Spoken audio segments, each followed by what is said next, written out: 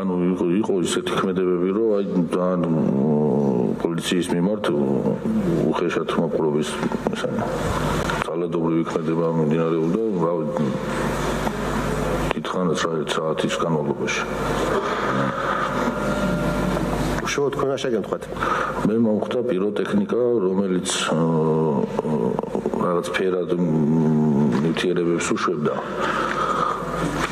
რომელიც გააქტიურებული იყო უკვე და მომხვდა თვალის არეში, მარცხენა თვალის არეში. რაც დამიზიანა და მე ძალიან მწუხვარ თქვენ რომ რაღაც თვალი დაგიზიანეთ, კითხვის ნაწილია ბატონო მოსამართლე.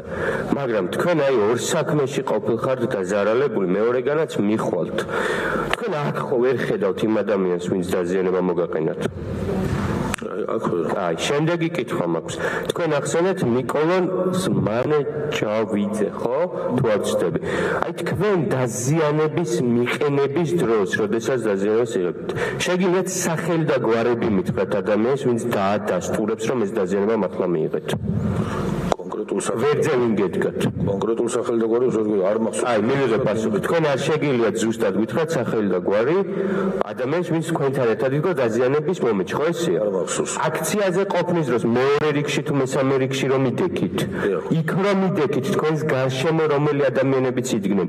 იმათ სახელების და გვარების თქვენ ზუსტად არ შეგიძლია, ხო ეგრეა? შემიძლია, იმიტომ რომ არ მახსოვს ეხლა ამჯერ რეალურად. თქვენ იქ რამდენად იყავთ ამის რაიონით მტკიცებულება გააქვთ?